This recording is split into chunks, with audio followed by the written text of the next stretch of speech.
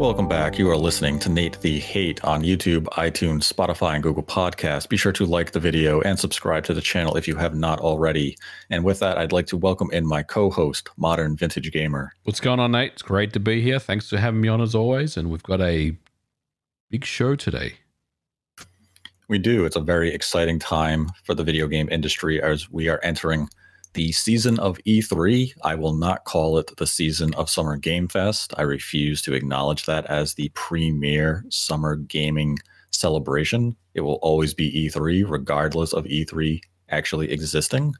So as we begin the E3 season, we have the debut show to kick things off, and it's coming from Sony, where they're going to have the PlayStation Showcase for 2023 in just a couple of days. And we're going to give our thoughts and predictions on what Sony may bring to the showcase and how they are going to begin to outline the remainder of their 2023 release schedule, both from their in-house partners as well as third-party partners, and maybe give us a glimpse into their planning for 2024. But before we get into today's episode, I have to give a shout out to this episode's dedication, which is to Shamsa, whom generously donated $100 to support the channel. And if you would like to support the channel, we have a Streamlabs link in the description below. Donate any dollar amount, ask a question, and we will answer the question at the end of the episode. Donate $100 or more, and we will dedicate the episode to you. And to start off today's episode, we're going to begin with PlayStation VR2, which is going to be featured in the showcase. And this is a very challenging thing to predict because right now there's not much excitement or hype around PSVR2. Absolutely. And I think it's up to Sony to reinvigorate, I'll say, the launch of the PSVR2, which kind of came out of the gate with a little bit of hype for the first few days, but it's fair to say that it's just really just tailed off very, very quickly. And I think most people that bought a PSVR2 think that the tech is excellent, but unfortunately there's really no games to kind of back it up. There isn't that killer app. Obviously there's some good experiences. I know, Nate, you have some good things to say about it. I know games like Gran Turismo 7 are very good experiences on PSVR2, but they need more meat on the bone. And I think we're going to get some meat on the bone at this showcase. Yes. I mean, I've played the Kayak game, which is very immersive, used the headset and the controllers incredibly well. Horizon, Gran Turismo, Moss, Rez, Tetris Effect, all quality games in their own right, but none of them really screamed must have. These weren't games that you would go out and buy a PSVR2 for. These are more so games that you would play if you already owned a PSVR. And that was the problem with the PSVR2 launch, is that it just didn't have that compelling must-have software. And if they're ever going to have that piece of software for this accessory and hardware, this showcase has to be the time and place to headline it. And that's where, if Half-Life Alyx is ever going to come to PlayStation VR2, it has to be headlined and announced at this showcase. It cannot be any later than now. The question is, though, is it coming? Because I don't think it is. I mean, it feels as though this has been rumored for the better part of over a year now that Half-Life Alyx will come to PSVR 2. We know Valve has publicly stated that they want to bring it to other headsets. And you know, every time PSVR 2 was discussed last year, there was that expectation and anticipation that Half-Life Alyx would be announced for the headset, and then a showcase or a state of play would come. Half-Life Alyx was absent, and the cycle started again. And I'd say this is my final moment of expectation regarding that game. Yeah. If it's not at this showcase, then I don't believe Half-Life Alyx is ever going to come to PSVR 2. And, you know, that's kind of a coping mechanism. That is for me to set my expectations moving forward of I don't anticipate to ever see the game come to it. So when it does, if it does, right, I can be overcome with joy Yeah. But it's kind of, for me, it's a now or never when it comes to that title. I wouldn't even say it's a coping mechanism. I think it's just a smart kind of opinion that you're making. It's a very calculated one because this is the biggest show for Sony of the year. And we just mentioned that PSVR2 isn't really performing very well right now. It's kind of stagnant. So that shot in the arm right now at the Sony showcase would be exactly what is required to start selling some more PSVR2 units off the shelves. It's probably something, to be honest, that if they did announce Half-Life Alyx, I'd jump on I would jump in and purchase a PSVR2 right there because I know that a really quality game and experience is coming. So I think you're right. It has to be at this show. If it's not, then it's never coming out or it doesn't exist. Either one of those two things. Yeah, and now that Sony has announced that you can buy a PlayStation VR2 at any participating retailer in North America, you don't have to go on PlayStation Direct and order one online. You can just go to your local Best Buy, GameStop, Yep. or Walmart, whomever you choose, and you can just pick up a PSVR2 without any issue. Now, if you want to move those units, you need a game like Half-Life Alyx to help boost those. Because since PSVR2 launched, Yeah. there really has not been a compelling must-play PSVR2 experience. And that is kind of hurtful to say. When it launched, there was a lot of excitement, but there hasn't been a meaningful release since February. We are now nearing June. Yeah. And it's kind of become exactly what PSVR 1 became. It was cool for those first few weeks, maybe the opening month, and now it's in its box waiting for something else to come out. And this showcase has to show us why PSVR 2 can be the future of gaming. We have heard time and time again that VR is the future of gaming. It can give you experiences unlike anything else. Well, show it. And if you can't show it with Half-Life Alyx, yeah, then have Team Asobi come up with a new Astrobot rescue mission, or give us a release date for Beat Saber, because Beat Saber is one of the best VR games on VR 1 as well as Quest. And if you're Capcom, Resident Evil 4 is out there. We know Resident Evil 4 is getting a VR mode. Give us a glimpse of what it's going to be like. Yep. Show us. Give a reason for people to be excited about VR. And Sony, you have to reach out to your partners. This is a pivotal moment of making VR2 something that people are going to care about. If this show comes and goes without a meaningful VR2 showcase or a game, then I think you can wrap up PSVR2 as another one of Sony's failures, a hyped up release of hardware and accessory that Sony just seemingly forgets about after a few months. Yep. I think you're right. You absolutely nailed it. They need to come strong with some solid VR experiences here, and we'll see what they give us. I mean, Astrobot Rescue Mission 2, that would be a nice announcement. Obviously, Resident Evil 4 PSVR 2 is in development, and we could definitely see some more of that game. But I've always said, Nate, that it's very difficult to market virtual reality because it's a very personal and isolated experience that, unless you actually are familiar with the sensation and the feeling of virtual reality, it's very hard to sell that to someone else because you're just watching something on a screen, right? So Sony has their work cut out for them for PSVR 2, and hopefully they'll surprise us with some cool announcements. Yeah, I think Team Asobi coming with a new Astrobot in VR would definitely persuade some people into buying a VR headset, because Astrobot and PSVR 1 was one of the best VR experiences someone could have. And we haven't seen a project from Team Asobi since the PlayStation 5 launched, with Astrobot being a freebie and being that all-around demo of all the PlayStation 5 features.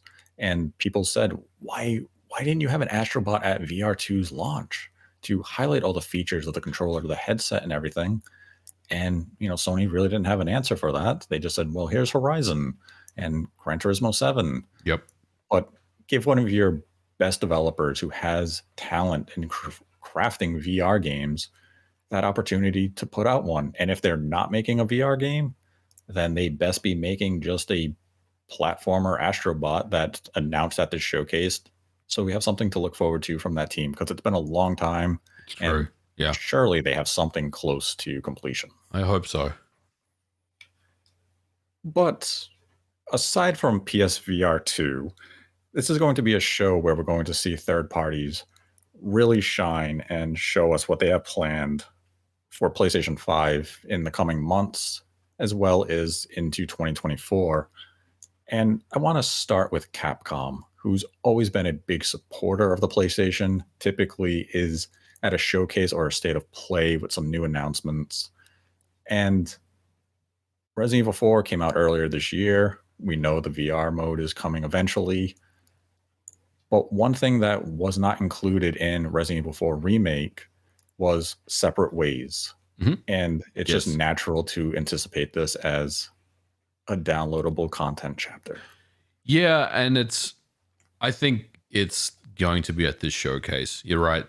Capcom and Sony have had a very, very good relationship for many, many years. A lot of the times things are unveiled at Sony shows. Separate Ways is a DLC that obviously was announced and is known to exist. So yeah, I'm thinking Separate Ways DLC will get we'll get a gameplay trailer and possibly a date at this show.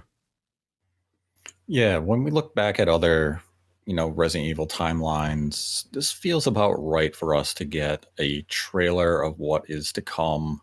And then, it will release maybe early next year, if not later this year. Because when Resident Evil Village came out, we then saw the story or the chapter of Rose was announced a little longer than this in terms of a timeline. But it'd just be a good announcement for Sony. We know, they had the marketing deal for Resident Evil 4. I knew people who thought Resident Evil 4 Remake was a PlayStation exclusive due to the amount of time Sony had focused on it in state of plays, and they had the demo exclusivity for a little while. So this is a great venue for Separate Ways to make a debut. I also feel as though we're going to get another look at Street Fighter 6 just for a hype launch trailer. The game is coming out in just a few weeks. It's just concluded in an open beta, and everything about the game just looks phenomenal. Get a little more hype with another trailer out there. We know the characters that are in the game, but it never hurts just to have that one last marketing blitz with a huge trailer at a showcase like this. I agree, and let's not forget that Sony has some investment in EVO, the fighting game tournament every year in Las Vegas, which is coming up over the summer. So I think they're going to show more Street Fighter 6 and get fans hyped for that game. Now, one game that we did see from Capcom last year was the shocking return of Dragon's Dogma, where they announced Dragon's Dogma 2 with just a logo, nothing too meaningful. But given the way Capcom have approached their announcements, and then having a trailer and then all of a sudden releases, usually within a year of us seeing that first trailer, what are the odds, in your opinion, that we see the first trailer of Dragon's Dogma 2 at this particular showcase? It's a tough question. I'm going to... This is the ultimate fence-sitting answer. I'm going to say 50-50 on this one. I could see it happening, but I'd be unsurprised if it did not. It's hard for me to really kind of put my finger on Dragon's Dogma 2, where it is as far as development, how far along we are, because it's been very quiet, like you said. So I am curious to know how far along we are with this game. Yeah, this is one that I think would definitely resonate and make a loud, boom if it was to be shown at this particular showcase.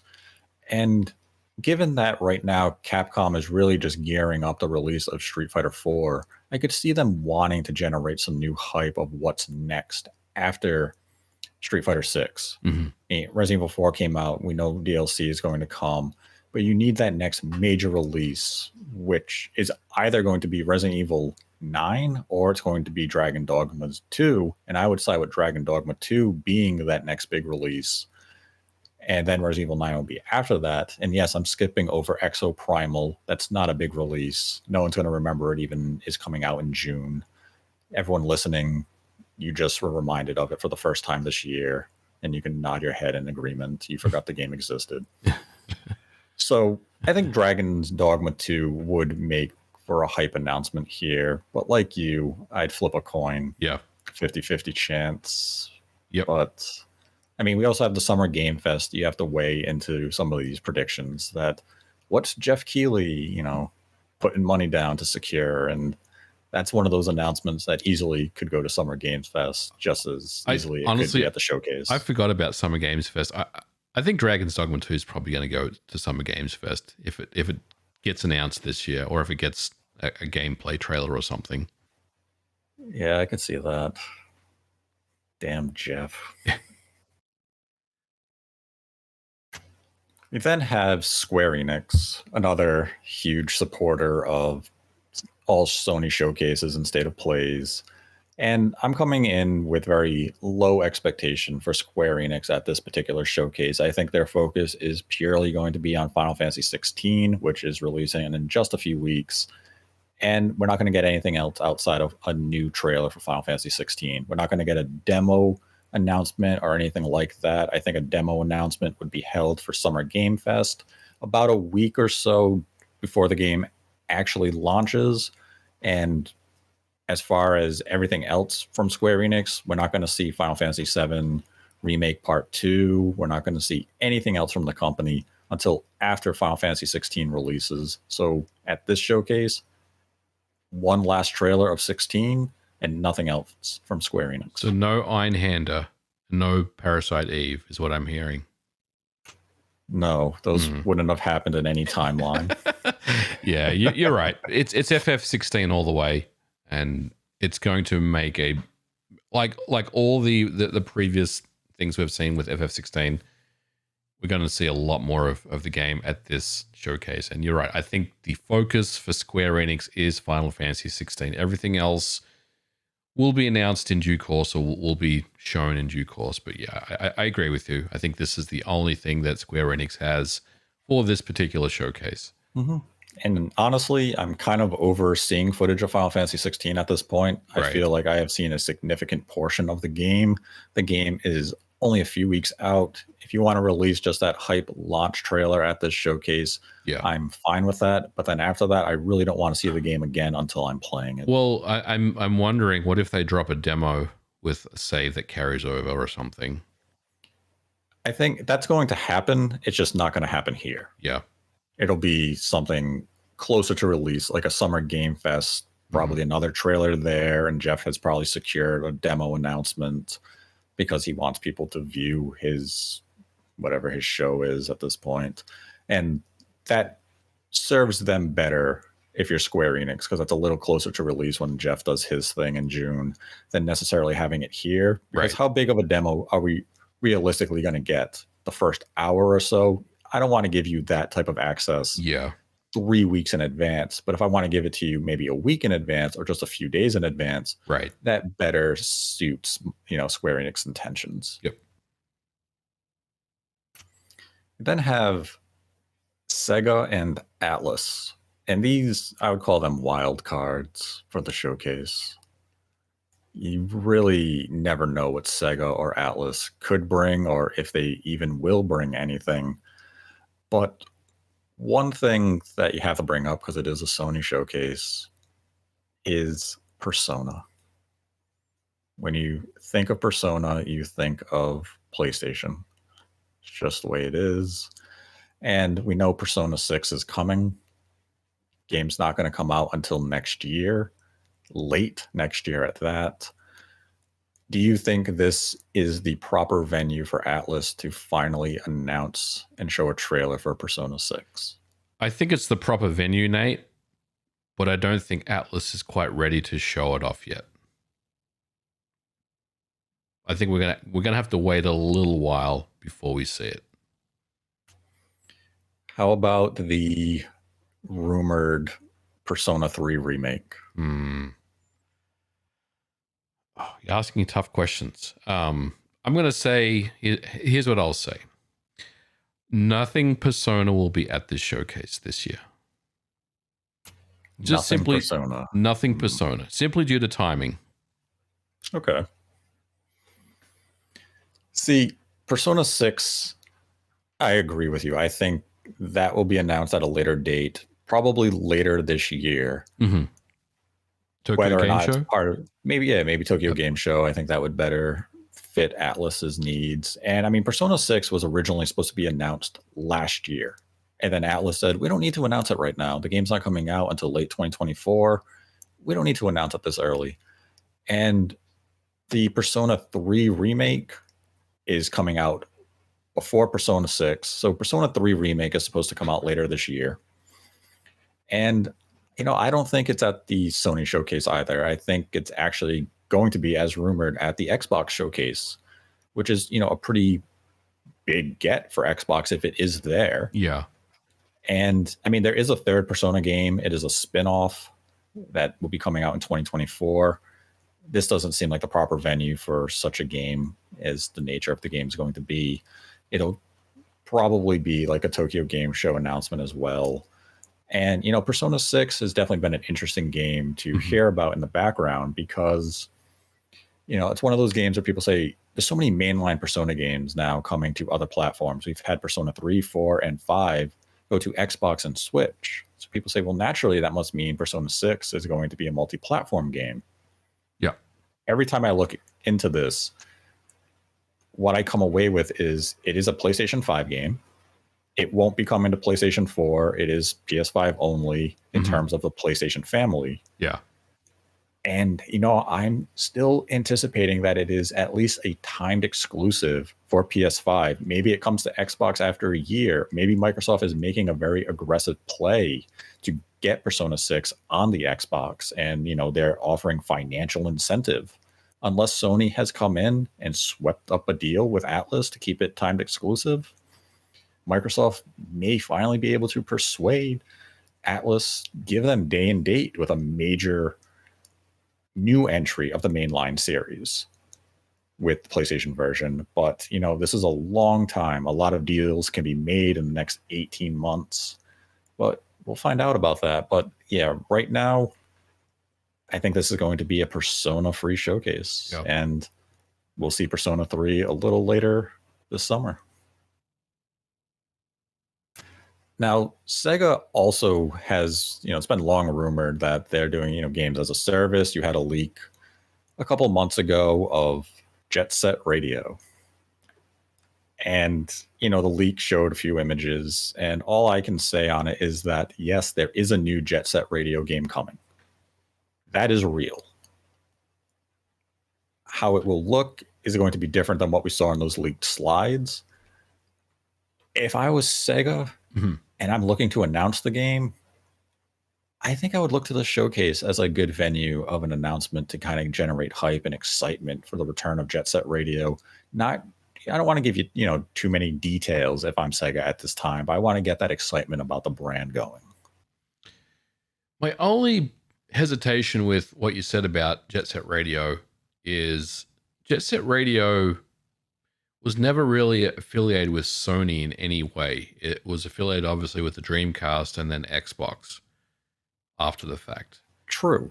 Now, obviously, that was a long, long time ago. And things change, marketing changes and deals get done and all sorts of things change. But do you think a Sony showcase is the appropriate venue to unveil a new Jet Set Radio game? Think about the E3 of Dreams, where Sony had Shenmue 3. Oh my God. Now, yeah, it was a Kickstarter announcement. And everyone was like, oh my God, Shenmue 3. And then it was, You're right. Help us fund the game. I was like, wait, what? I blanked that out of my mind until you brought it back. So with that history, with that precedent, what I'm hearing is we could well see the Jet Set Radio game get unveiled at a Sony showcase. That's possible. It's possible. And then if history is to repeat itself, the game will be an utter disappointment. Oh my God. Shenmue 3 wasn't good. It was not good. It was not a good game. It took 20 years for a game I kind of regret playing. It didn't advance the story. It didn't do anything. We'll have to wait for part 4. Yeah, I'll be... Maybe 90. They'll announce part 4. Don't give me hope. Why? Come on. We just went from Jet Set Radio B here to Shenmue 4. You know what? We're getting off this second topic now. Let's move on. We're going to... So at the last Sony showcase back in 2021, the show had an announcement no one was anticipating. That Sony would be publishing a remake of Star Wars Knights of the Old Republic. And this generated headlines, lots of excitement. And that excitement quickly died out when, Aspire proved to be incompetent and that a different development studio had to take over development of the game. Do you think we see our first look at Knights of the Old Republic remake at this showcase? I think we get an update on this game. Whether it's a first look, I couldn't really say, but there will be a line item for KOTOR at this showcase. I think we'll probably see some type of early tease of this game, but you can't help but wonder that this game at least seems like it's going through quite a bit of development hell right now, and it's very difficult to know where this game is as far as how far along in its development has occurred. Does it even exist in the fashion that we believe it does? Hard to really say, but I think Sony really should give us an update on what's happening with this game. It was announced back in 2021. There was much excitement, and it was a highlight for me at that showcase, which I will say wasn't particularly a memorable one. I had to go back and look at the games that were unveiled. So I think we will get a KOTOR update. Whether that is a meaningful one or not, Nate, I couldn't really say. But we'll see something KOTOR at this show. See, I'm in disagreement with you on this one. So you think radio silence? Radio silence, from what I've been hearing, the game is struggling. Well, I feel like if it's radio silence, then we have to treat it in the same way as Half-Life Alyx at that point, where if it's not here, then we're in a bit of trouble with KOTOR. Yeah, I would agree with that. If we don't have any update here, it's because the game is having development struggles. And, if you're Sony, you're publishing the game, you secure this as an exclusive, you're invested in this. So you definitely want this project to happen. You had faith in it. Yeah. And I remember when it was announced that it came out that Microsoft was originally presented with the offer of, do you want this remake? And they passed on it. Right. And then Sony came in. I was like, wow, Sony took up this huge deal because KOTOR was a huge exclusive for the original Xbox back in the day. And for Microsoft to be like, we're not interested in funding this type of project. And now the game could be in development hell, maybe never even releases unless things get sorted out. I mean, that's an unfortunate story if that is how things unfold. So it is one of those situations that if we don't get an update here, I wouldn't be surprised if we end up getting a report from an outlet, later this year, giving us details on the status of the game and how it is just in development hell. It is struggling, that maybe the development team just hasn't been able to find its footing and make the project live up to the hopes that everyone had for it. So definitely one of those things that I'd say a lot of fans would love to see it here, but I wouldn't go in with high hopes. Now, one game that I think has to be here, if it's not here, I don't think the game exists anymore. And that's Little Devil Inside. Oh Remember this game? Yes. It was supposed to launch on the PS5. Yeah. As well as the PlayStation 4. And it's been 3 years. We haven't seen the game since. They were going to change some of the aesthetic of the characters. And I've had people send in Streamlabs questions. I've had people DM me on Twitter and just at me on Twitter saying, have you heard anything about Little Devil Inside? Because we check their website, we check their Twitter profile, and the development team and the communication team isn't giving updates of any kind. If it's not at this showcase, I don't think the game's ever coming out. I think it's vaporware. 100% agree. It's time, Sony. It's time to show us, or, we're done. Now, another game that's been a while since we've seen it is Project Awakening. And this was a unique looking game when we originally saw it, kind of like a Monster Hunter, Dragon Dogma type of game. It's from Psy Games. And, this just feels like another one of those games that we need that update on. This is the time to do it. And their Twitter account did retweet the showcase with the shifty eye, kind of like, ooh, maybe we're here. But I know some companies are told by console manufacturers that if they have a game in it, don't do that. Right. So it could just be them having fun. Yeah. But to your point, they do kind of owe us an update. So let's see something. Yeah, it's kind of one of the, like, it's been years. Yeah. How are things going? Right. So I'm gonna say we get an update on that one. Yeah, I think if we don't get Dragon's Dogma 2, I'd like to see Project Awakening. I'll flip them. Give us one or the other, because they're close enough in genre and visual. You're already going back on Dragon's Dogma. I'm becoming more enlightened as we're going on. Then we have Bandai Namco. We know Sony has a nice attachment to Elden Ring. They had the marketing deal, and the exploration of Elden Ring is not yet complete. We're going to get some sort of DLC and expansion. And, this is still one of those situations where we have Summer Game Fest. We have Jeff Keighley, who likes to get FromSoft. But, I think Armored Core suits him better, and that means Sony maybe was able to secure a trailer at what's next for Elden Ring, and this showcase would be the prime spot to show us. Yep, agree with you. It's absolutely the prime spot to show us the Elden Ring DLC, which has been rumored for a while. Obviously, Armored Core is From's main focus this year, but I think the Elden Ring DLC will get unveiled, and I think it's a good bet that we'll see it at this showcase. I like it. See, that's when I think of like Elden Ring and Armored Core. I think if I'm FromSoft, I'm looking at the two of them saying, we have a new launch with Armored Core. It's Armored Core at the end of the day. It's not going to sell 20, 30 million copies.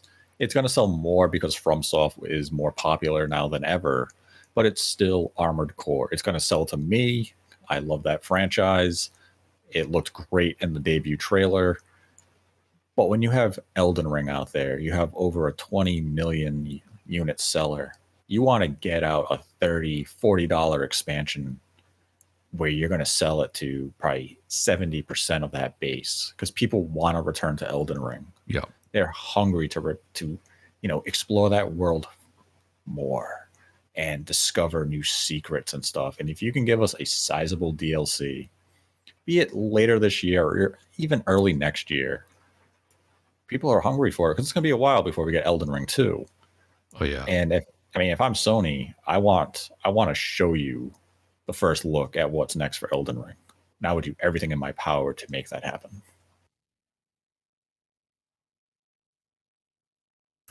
Now, there's some other, third-party games that we definitely could get updates on here. We have like Rise of the Ronin from Team Ninja, kind of, a Ghost of Tsushima style game.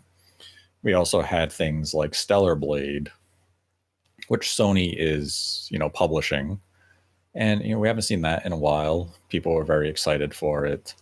But I guess the premier third-party company that people are really looking forward to seeing at this showcase is a company that last year, I said is back. Mm-hmm. And you said, not yet. By the end of this week, you're going to be saying, they're back. And that is Konami. It's hard to repeat those words without, some level of just disbelief and doubt. But No. I think this is the time. I think this is it. I think the stars have finally aligned for Konami to show us what they got. And I think it's going to be good. Konami makes their triumphant return in 2023 after years of people saying Konami's dead, they're a joke, who cares? All of a sudden, there's going to be a lot of people who are saying, fuck Konami, are going to be saying, hello, Konami, welcome back. It's good to have you. And I mean, that's because it's Metal Gear Solid 3 remake time. Yeah, so this obviously has been rumored, teased for a while. I think this is going to be the one more thing to close out the show. I think an MGS3 remake on paper sounds incredible. And if it shows well, which I think it will, it's going to get a lot of hype. So I'm very excited about this. Very excited about this. Bring on MGS3 because I can't wait. Do you have any bit of hesitation with Metal Gear Solid 3 being remade like you do Silent Hill 2? I do, because it's very easy to ruin or at least alter some of the DNA that makes the original game so special. You know what I'm saying? And I think whoever is remaking this game, and I'm not really sure. I heard something was Virtuos. Have you heard that that's the rumor or belief. something? It's Virtuos. Yeah. That, you have to really give the proper respect and care and attention that you don't tamper with some of the things that made the original so memorable and so special to the fans, right? But I think overall, an MGS3 remake is a mouth-watering prospect, and I think it'll do well. I think it'll be a good remake, much in the same way as what we've seen with the recent Dead Space remake, and the Silent Hill 2 remake. At least the trailer that we saw, it seemed like it was it was a good thing. So I'm very hopeful MGS3 will be quite special. So we'll see, and I think it will close out the show. I'm excited. Yeah, I mean, we've been discussing the Metal Gear Solid 3 remake for about a year now. When the Silent Hill 2 trailer finally aired, we had done an episode reacting to that and had discussed the Metal Gear Solid 3 remake in that episode as something that was coming. And, it appears it's finally going to be the time we're going to see Metal Gear Solid 3 remade for modern platforms. And I know there's been a lot of rumor out there of what platforms is the Metal Gear Solid 3 remake going to come to. And to my understanding, it is going to be multi-platform. It will be, PlayStation 5 and Xbox. Yeah, Sony appears to have like a marketing deal on it, which, makes sense. But I mean, this is Metal Gear Solid 3. It's considered one of the best games of all time. Right. And to have it on modern platforms with modern visuals and modern, features is going to be exciting to revisit. The game appears to be releasing in 2024. And, hopefully we get a little more of an exact date following the showcase. Though I suspect we're probably just going to get that vague 2024 window. Probably comes out, the second half of next year. And beyond that, I think we're going to get even more Metal Gear at this showcase. Whoa. Go on. Well, I mean, I believe it was about last year, Metal Gear Solid 2, 3, and was it Peace Walker all were delisted. Mm-hmm. That's correct. From the Microsoft and PlayStation stores. They were. And we haven't gotten any update on those. So, I don't think they're ever going to get relisted. I think if I'm Konami, I'm just going to re-release the games with, native versions for PlayStation 5 and Xbox Series with, Metal Gear Solid 2, 3, I guess Metal Gear Solid 1, even though, I mean, it's kind of tough to get too excited about just an HD PS1 game. Right. But if you can retouch the controls a bit and just make them a little more accessible, that could excite some people, add trophy support and things. I wouldn't be surprised if we see that type of announcement as well, where they begin to honor the legacy of the franchise, and we get some of the older games on, the current generation of systems. And I think that would excite Metal Gear fans. Mhm. And depending on when those come out, they could even build some hype for the release of Metal Gear Solid 3 Remake or Remade, however they want to dub it when it's formally announced. Because if you can replay Metal Gear Solid 1, 2, 3, and the native versions with now 4K, HDR, all those types of bells and whistles, all of a sudden you start looking at that remake, super enhanced visuals, maybe, new features and stuff. You can be like, wow, Yeah. now I'm really excited to check out that version. So, I think you use one to market the other. Sure, and I mean that's a very common marketing tactic. We've seen it happen before as well. Look, we're talking about a Metal Gear blowout at this Sony showcase. Yeah, potentially. I mean, At least prediction-wise, that's what we're saying. That's pretty exciting to hear that. Anything Metal Gear related, I will gladly accept, because I'd love those games. Like I said, at the end of next week, you're going to be saying Konami's back. I like it. And I mean, beyond that, I think Konami will also have a presence with Silent Hill 2. I think we'll see another trailer and a release date. Date the game for second half of this year. Yeah, get it out in time for Halloween. Right. I mean, that's kind of the smart money. Is Silent Hill 2 will probably drop for Halloween. At least that is the target. Whether they get there or not, I couldn't say. But yeah, look, Silent Hill 2, more or a gameplay trailer, I would say, because correct me if I'm wrong, we didn't see any gameplay last time around. We just saw cutscenes. So seeing some gameplay would be kind of cool. Yeah, we saw just the in-engine type of demonstration. Yeah, so that's a good pick, and I think it will just solidify Sony's kind of dominance. Konami's dominance at the Sony showcase.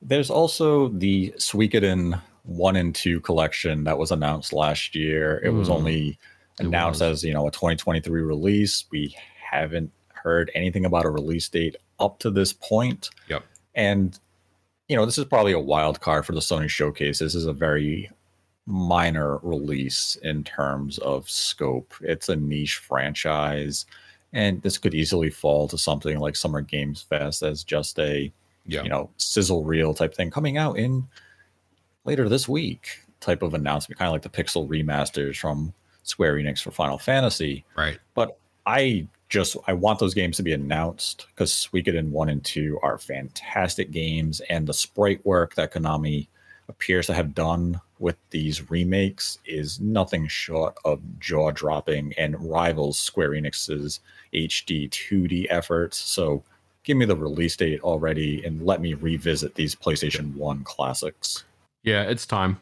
We haven't heard much about this game for a while, so I like what you're thinking. Could it get pushed to Summer Games Fest? Yes, absolutely. But hey, if Konami is at this showcase and they're dominating, I could see Suikoden 1 and 2 in the mix as well. Look at you getting excited about Konami in 2023. We'll see. We'll see at the end of next week how we feel. I want to agree with you that Konami is back. But hey, if we get half of this stuff, let's be honest. If we get the MGS3 remake and maybe Silent Hill, that's still pretty good. Until they show Silent Hill 2's gameplay and it looks terrible, and Metal Gear Solid 3 remake looks like it's in 2D sprites for some reason, and you're just sitting there saying, fuck you, Konami. I mean, I think Sony knows what presents well and what doesn't. So I'm hopeful that all these things will be at this showcase, at least MGS3 and Silent Hill 2, and they will present well. Yeah, I mean, I think for the Metal Gear Solid 3 remake, I'm just expecting a very basic trailer, no gameplay demonstration, just kind of like a hype trailer. Yes. That's very brief. Essentially, it's just going to be like, here's the forest, Snake is in his camo, here's the logo 2024, and done. Mm-hmm.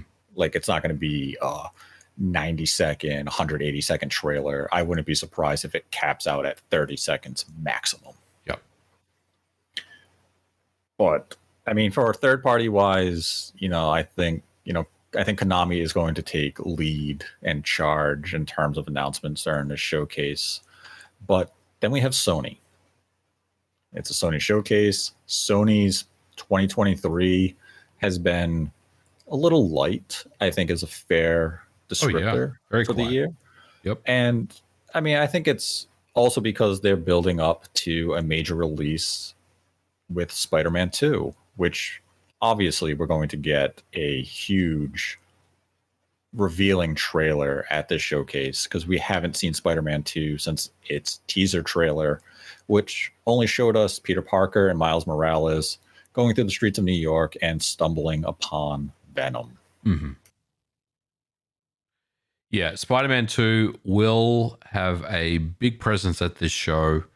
I mean, it's probably the easiest thing to predict out of everything that we've talked about so far, Nate, to be honest. Yeah. I think it'll probably open up the show as kind of the cold opener with the trailer, and then go into some gameplay as well, potentially, and a date, and get us excited for Spider-Man all over again. I think it'll show off some really cool new tech that was not a part of the original Spider-Man and Miles Morales. There'll be some really cool, maybe some additional ray tracing enhancements. It'll look very nice. It'll run at 60 frames per second. It's gonna be a really good showcase of not only the PlayStation 5 but also for Spider-Man as well. It's gonna be really, really cool. I can't wait. Yeah, when you look at the marketing of the original Marvel Spider-Man for PlayStation 4, I mean, they highlighted the villains and the scope of the battles and the city, the puddles, and they could generate a lot of hype with a single trailer at this showcase, and they will generate a lot of hype with a single trailer at this showcase. Insomniac and Sony know how to market this game, and there's just so much anticipation around the game as is, because I mean, you have Venom. That's already exciting. We went through, most of the other villains in the first game. So how is Venom going to play into this? Is he going to be like a Nemesis style character where he is stalking Peter and Miles through New York City or at certain areas of New York City? How is the narrative going to continue? Because when you played the other ones, you saw those hints that maybe Harry Osborn was going to be Venom. Mm-hmm. And based on that initial trailer, it doesn't seem as though that may be the path that they are actually going in. So who is it going to be? Brock? Is he going to be Venom here? Are they going to pivot and still stick with Osborn?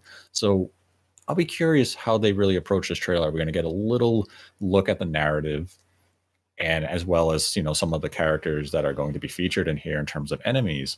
But as you mentioned with the release date, when do you think Spider-Man 2 is going to release? Oh, that's a good question, Nate. Is November too late, you think, to say? Or yeah, it probably is, right? I guess I would say probably October we'll see it. Okay. I'm gonna come in earlier. September? Early September. Wow. It's a lot earlier than I expected. We're going to have a showdown of the juggernauts. Wow. We got Starfield, Spider-Man 2, probably releasing, if not the same week, within 10 days of each other. Wow. That's big. Great time to be a gamer. Mm-hmm. Bad time for free time and our wallets. Wow. I mean, I get completely different genres, completely different appeal, but there's going to be overlap. These are potentially 2 game of the year contenders, and I think they're going to go head to head with each other in September. And that'll be good. For Sony to Microsoft staked September earlier this year, where they said Starfield September. If you want to come into September and you want to challenge us, come at us. Yeah. We let our date be known. And I think Sony's going to come swinging in and say, we have Spider-Man. Let's go. Let's have our exclusives duke it out. And it's going to be a fun month for us if that is when Spider-Man 2 is dated. And I mean, I will say earlier this year, I had heard that September was the target month. Mm-hmm. So well, let's see if hopefully it sticks. Yeah, hopefully it sticks. Hopefully it hasn't, internally pushed back a little bit. And I mean, that has happened with several of Sony's games over the years. At one point, God of War Ragnarok was slated for September. Yep. And then it obviously got pushed all the way to November.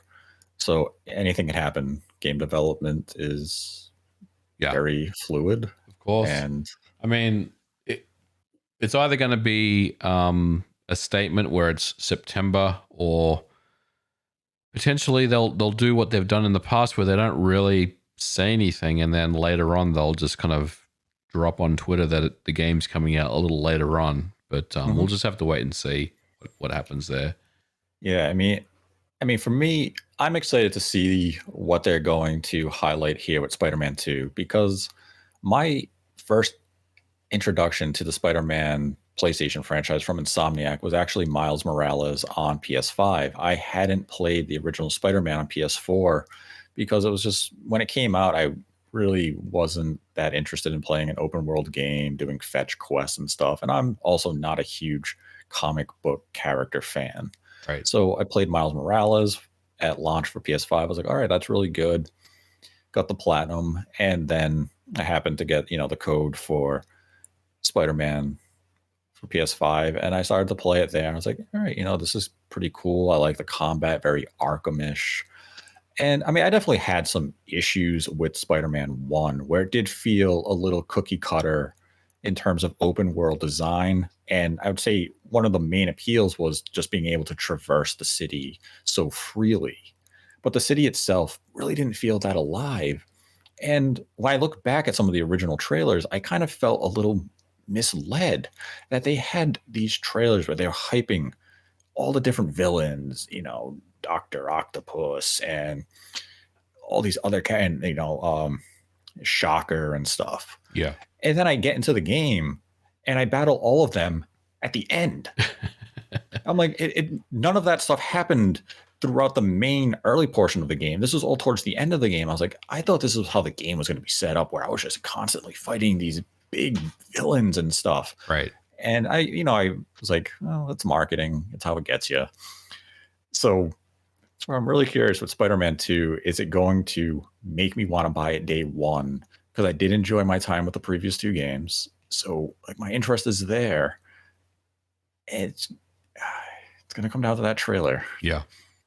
And I'm sure it's going to impress. Insomniac always delivers a quality game. So let's see if they can get me to buy it day one. They did a good job.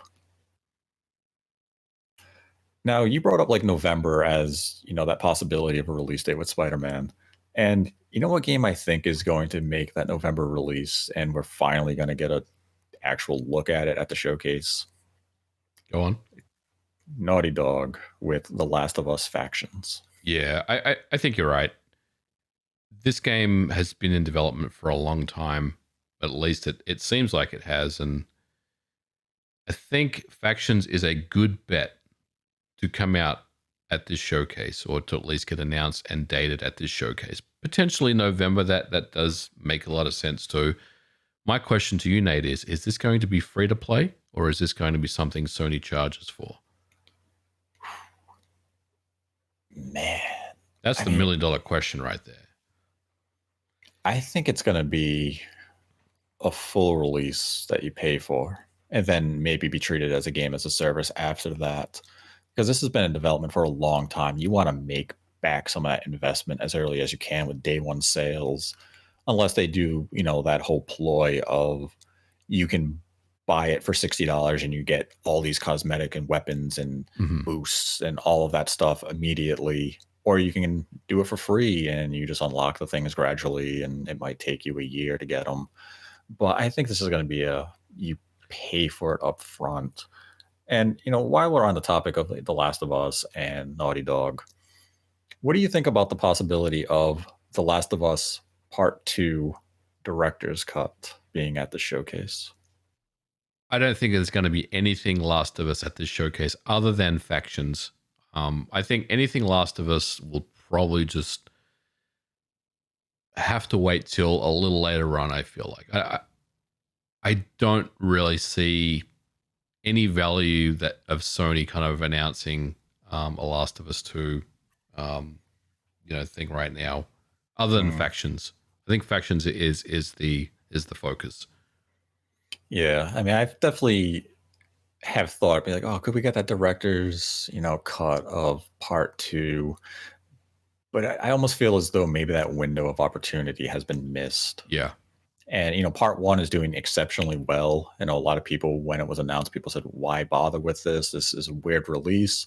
And it's one of the best-selling games of 2023, thanks in part to the TV show, as everyone had said at the time. The release isn't for us who played it on PS3 and PS4 already. It's for the people who are going to watch the show and say, Yep. "Yo, I have to play this game now."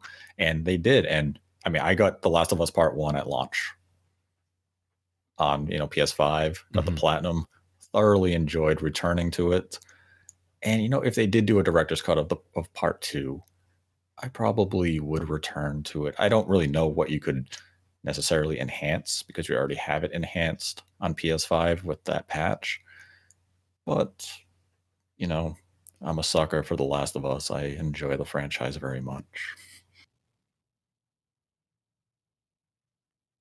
So, one game that has similarities to The Last of Us and that has a TV show coming up soon is Twisted Metal. A That's Twisted true. Metal game is in development, and I think this is a good time to unveil what's next for that franchise. Yeah, Twisted Metal is a good pick for this showcase, I think, Nate.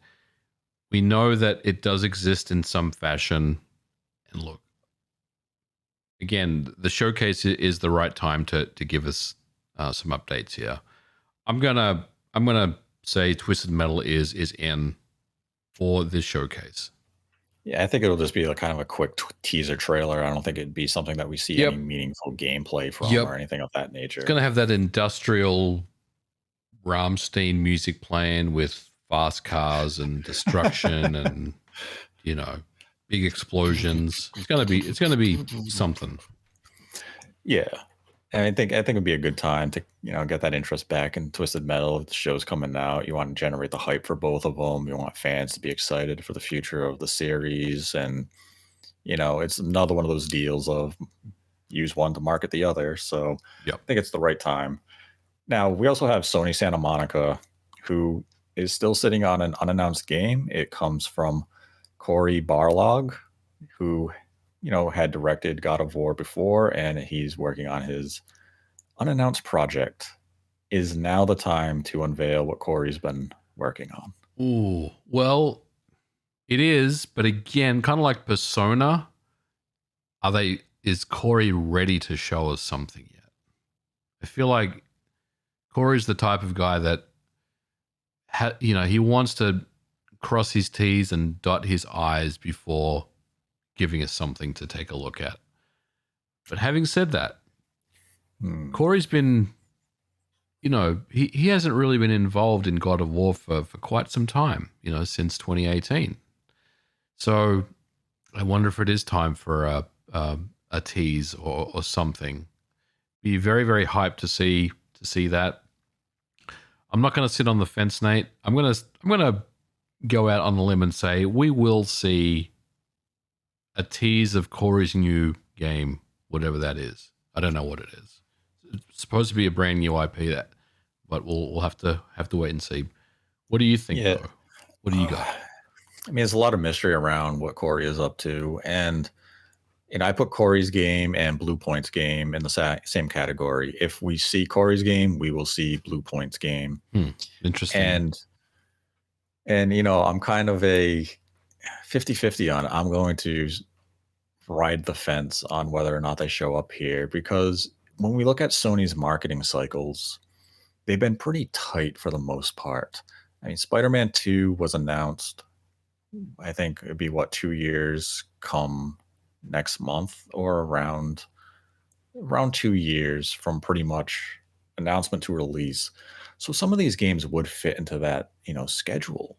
It's just a question of, do you need to? You're selling hardware, as quick as you can manufacture it. You don't need to generate long-term hype at this point. If Right. you just focus on 2023 with Spider-Man and factions, you're going to sell hardware throughout the year. If you just give a couple of hints as to what, the first half of 2024 could bring, it's all you really need to do. And that's, assuming that you don't have another state of play or another showcase in the second half of this year or early next year where you further headline what you have planned for, the PlayStation 5 ecosystem. And that's the struggle I have, with Corey's game or any internal Sony prediction on this is that when is the right time for them to announce the games? Like Sucker Punch making a sequel to Ghost of Tsushima easily could have announced it now if you wanted to, but it'd be a long-term tease for a game that's likely coming out in 2025. You don't need to do that. You can wait to announce it next year, give it a 12 to 18 month marketing cycle, just have hype, and when you keep those reveals to release close to chest, you keep the anticipation high. You don't have a lull where people say, well, it was announced 5 years ago, haven't Right. seen it. Right. And that's where Sony has been exceptionally well with marketing this generation. Like, yes, some of the games have faced delays, Horizon, Gran Turismo, God of War. But the way Sony recovered from those delays is that they tightened up the marketing, where when they revealed them again, those games were more or less set in stone that they were going to be coming out within that window. And that's where I think if you're Corey, you want to make sure that if you want to throw a trailer up there and say 2024 at the end of it, that your game has to come out in 2024. Right. It cannot be delayed to 2025. Yeah. Because that's just a bad trend. And that's where I struggle to see his game be announced at this. I would love to see what he's been up to. But I think they wait until next year to really introduce us to what his development team and partners have been up to over at Sony Santa Monica. Now, we also have Housemark, whose last project was Returnal, probably one of the top 5 best games of the generation. Mm-hmm. And you think it's too early for them to reveal their next project? No, I actually think we're going to hear about Housemark and what they're working on. And I don't really have any rhyme or reason for the way I feel about that, other than it has been a little bit of time since Returnal has come out. And we were told after Returnal had shipped that Housemark was already looking into their next game, which was going to be bigger and more ambitious. So I think it's time that we see a tease, I will say, a tease only, or maybe a trailer of the new Housemark game, whatever that may be. I hope you're right. So am I. Okay, I mean, I would take a small game from them, like Yeah. another Super Stardust style game. Yeah. Just to, give us something new from that development team. But, I hope you're right. I'm not going in with any expectation of seeing a new Housemark game, but I would definitely welcome it. And, I'm also not going in with expectations of seeing Death Stranding 2 No. or, Death Stranding 2 is going to be at Keeley's event. if we see it this year at all. Right. If we see it, it's going to be at Summer Games Fest. Mm-hmm. Now, I do think we see Helldivers 2. This game has been rumored for what feels like forever, and just announce it and get it out there already. Yeah. If it's real, just get it out. Now, to my understanding, you have a hopes and dreams announcement for this show. So what is your hopes and dreams, or your I'm going to push this into the universe game that we haven't talked about? Oh, God. And I'll tell you mine. You probably already know what mine is, but what do you got? I'm going to go with a Legend of Dragoon remake, ground up by, I don't even know a studio to give it to. Would you give it to Bluepoint? Would you give it to? Nah. Would you give it to Sony Bend? Because I mean, we haven't heard anything about them for a while. You know what? You just mentioned Sony Bend. Sony Bend, a new siphon filter. Oh, I like it. I like it. All right, my hopes and dreams, my willing into existence game is Bloodborne. Oh my god! On the PC. I just saw a tweet from Lance McDonald saying that there was indeed proof and evidence that Bloodborne does exist on the PC. So I'm going to run with that and say we're gonna get a Bloodborne PC announcement at this showcase. Did he really finally tweet that? Because he was an advocate that it never existed. He's tweeted it right now. You should take a look at it.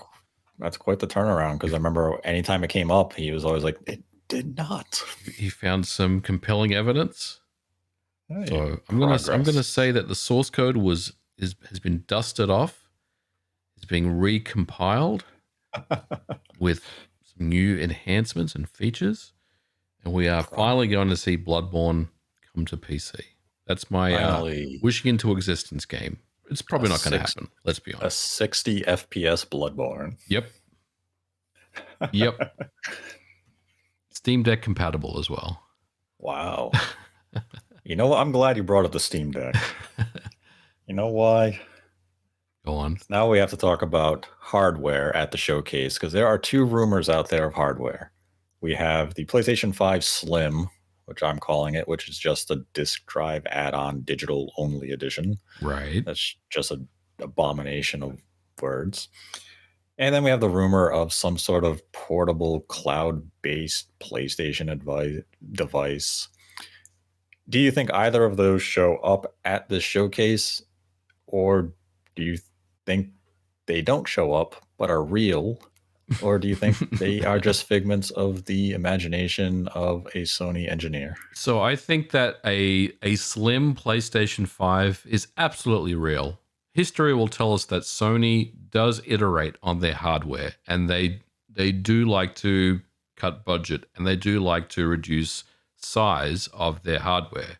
We've seen it many, many times before with their previous generation. So yes, a PS5 Slim does exist. Will it get announced at this show? No, it will not. As to the other rumored pieces of hardware, including the Sony streaming device, whatever it's called, the Q Lite, I believe is the name. Yeah, something like that. The disk drive add-on and the rumored PS5 Pro, they will not be shown at this showcase because, in my opinion only, Nate, I want to be very clear, I don't believe that these products will ever see the light of day outside of an R&D lab. Interesting. I mean, that's the thing with the digital only disk drive add-on. The rumor suggests it would come out later this year, as well as the cloud-based streaming handheld device would also come out later this year. So it kind of feels as though, the showcase would be a good time to introduce these hardware revisions, refresh, add-ons, however you want to dub them. But at the same time, the digital only disk drive edition could be, something that they just say, hey, this is coming out available in a week, because it's just a digital edition, and here's a disk drive you have to buy if you want it. So you don't really need much of a marketing cycle for that one. The cloud-based streaming device handheld thing, you'd think they'd want a little bit of a marketing cycle, because there's a lot of those devices now on the market. Yep. You have, Logitech has one. You have, what's this new Asus thing? Mm-hmm.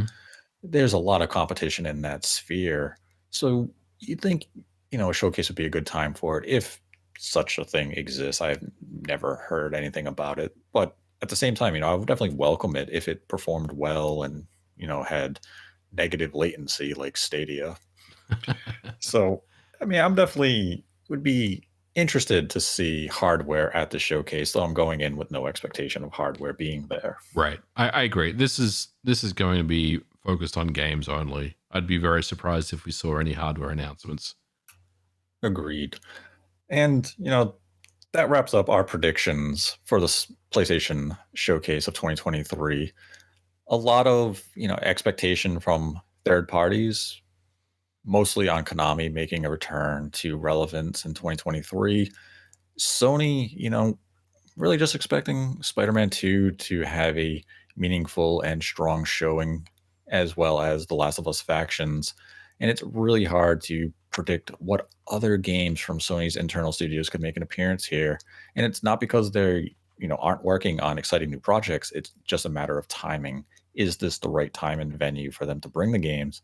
And I would say overall, I think our predictions have a good foundation within realistic expectations. Nothing's too outlandish or anything here. Yeah. So there's definitely room for them to wow us, but I think we are grounded, and I'll be curious if they live up to our predictions and what we get right, what we get wrong, and definitely looking forward to the show in the next couple of days. Yeah, I think it's going to be a good one. Sony knows that they have to show us something really, really cool.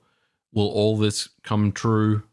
Probably not, let's be honest. But I think that if we can get a good showing of Spider-Man 2, some other first-party games as well that we touched on, Metal Gear Solid 3 to kind of close out the show and present well, updates on Silent Hill. It's going to be a pretty good show. It's definitely going to be an above average show. So I'm trying to keep my hype levels in check because there's always some disappointment around these types of shows. But I think Sony will present well this year, and I'm looking forward to it. Likewise. Now we can go to some of the Streamlabs questions we have for this week. And our first comes from Willow Will, donated $1 and writes, a sequel to Astral Chain was rumored in the past to be in development by Platinum Games for release in 2023. Do you think these rumors are true, and could Nintendo be staging this release to fill in their currently empty back half of this year? I personally have not heard anything about a sequel to Astral Chain, but I think that would be a nice release in 2023 if Platinum Games is up to that. But given that Bayonetta 3 just came out, we also had the spin-off of Bayonetta release earlier this year. That seems like a lot of output for Platinum in a single calendar year. We also just had the free DLC for the Wonderful 101. That was one of the Kickstarter goals that I'm pretty sure everyone forgot about. Release just this week. So I wouldn't be shocked if we saw a sequel to Astral Chain get announced this year, but I would be surprised if it releases. Then had a $5 donation from Average Qatari, and they write, now that Final Fantasy Pixel Remastered are here, do you think that Final Fantasy VII will ever get remastered anytime soon? If not, what game do you think has a higher chance of seeing the light from Square's remasters? If you're talking about the original Final Fantasy VII, I don't think that will get remastered anytime soon. Right. In terms of other Final Fantasy games, we will get a Final Fantasy IX remaster, but that won't be still for quite some time. Then had a $1 donation from Project Atlantis. Interested in Atari acquiring Night Dive and your further thoughts on it. Both of your thoughts. I think it's a good thing for both Atari and Night Dive Studios. Obviously, Atari has a bit of a history over the years of being a little bit all over the place. They've done some questionable things. The Atari VCS, however you feel about it, did come to market and it did do everything that it was advertised to do. But I think it's a mutually beneficial acquisition. And I've spoken to people at Night Dive. Obviously, I used to work there, and I can tell you that the feeling and the overall vibe of the acquisition is one of positivity. Having the ability to have additional IPs at your disposal, because Atari has also been going around and acquiring licenses for old games as well. And many of those games kind of align with what Night Dive likes to bring back and remaster. So I think overall the acquisition is a very positive thing. Yes, I'm in agreement with you. When the deal first happened, people were like, "Oh no, Atari." The Atari of today is a very different Atari from a few years ago. It's under new leadership, Yeah. and they are willing to invest and do things right. And this is a step in the right direction for them. So I have considerable faith in Atari right now to utilize Night Dive's, huge skill set and to bring some exciting projects to the market in the coming years. And, as we kind of talked about in this episode with Konami making, you know, it's the return to relevance. I wouldn't be surprised if we see Atari return to relevance in, 2024, 2025. This is an iconic name in the industry. And for them to be relevant again would only be a good thing. And now with proper leadership, proper managers and management, that is possible. So Yeah. bright times ahead for Atari. Then had a follow-up donation from Project Atlantis of $6.15. They write, "The Carbon Engine presentation from LRG was awesome, MVG. Thank you. And the info page for it on LRG's site is very interesting, listing PlayStation 1 and Sega CD support. Care to give any teases of what's coming? My wildest hope is Saturn games and Panzer Dragoon Saga." I unfortunately cannot talk about anything that's going on, obviously, due to NDA and stuff like that. But let us know what games you'd like to see. Because, we do listen to what people are out there looking for as well. Brute force. Oh, my God. Do it. We're not doing brute force. Yes, you will. You did Bill and Ted. Oh, yeah. Yeah, checkmate. That was terrible.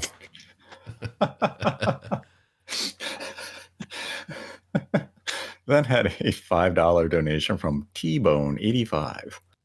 Loaded question, but why is AAA game development so hard now? Games take more time and money now than ever, and many release barely finished. Shouldn't advancing tech make things easier? Is this sustainable or a symptom of deeper issues? It's very hard to answer that at a 20,000 foot kind of overview, but technology advances, which means that scope advances as well, and being able to do more and being able to do things in video games that you weren't able to do last generation is something that is very exciting. Gamers want to see advancements in not only gameplay but in systems, physics systems and graphics and audio and all that. And as a result of doing more, because kind of gamers demand that you do more, that means that these budgets and the time and the scope to do those things takes longer. And it's just the general cycle of game development, of AAA game development. Can it sustain itself? Well, that is a fantastic question, because we're slowly starting to see a lot of that being pushed back to the customer with $70 games that are becoming a standard. They're mostly a standard these days. So I don't really know. I think the next few years is going to be very interesting to see how things kind of shape out with the landscape, especially this generation.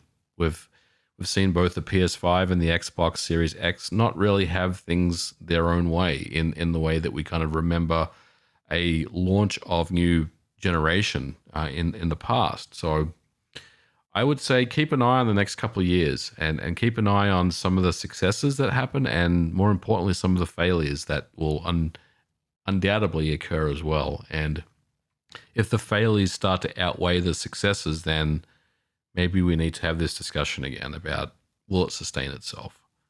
Mm-hmm. Then had a $1 donation from Skittles. Hello to my favorite gruesome twosome. That's insulting.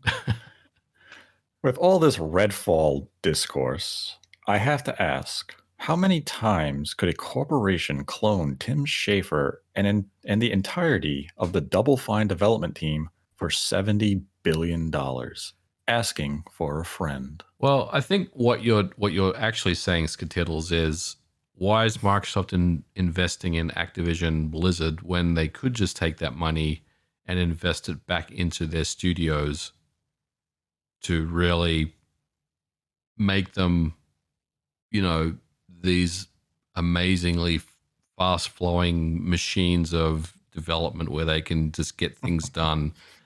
That's a great question.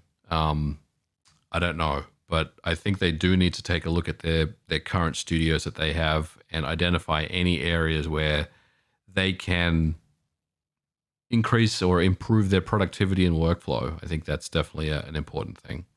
Mm-hmm. Then had a dollar donation from Mountain Eyebrows. Hello, Nate and MVG. With Monolith Soft finishing work on Xenoblade Chronicles 3, Future Redeemed, and Zelda Tears of the Kingdom, what do you hope they might be working on currently? There were rumors for a new IP a few years ago, but nothing concrete. I mean, my hope would be that they're moving on to a new IP, but maybe they keep the Xeno, Yeah. bit to the name. So, like, we had Xenogears, now we have, Xenoblade. So, whatever new gameplay concept they come up with, they'd have Xeno new gameplay concept. So, Xeno wings, they fly or something like that. So, ideally, a new IP. I think, Xenoblade is.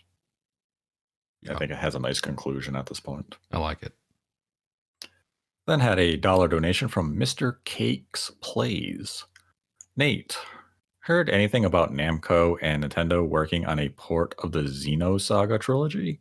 It seems like that is a project that's in the works based on how Xenoblade Chronicles 3's DLC ended. The license was renewed last year, and they are working on a 3D action game together. Well, I haven't heard anything to suggest that, but I would certainly welcome it. Then had a dollar donation from Jackie G.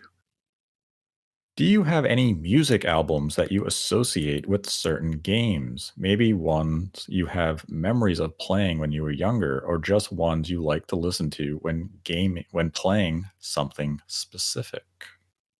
I don't think I do. Nothing really comes to mind. Do you have anything?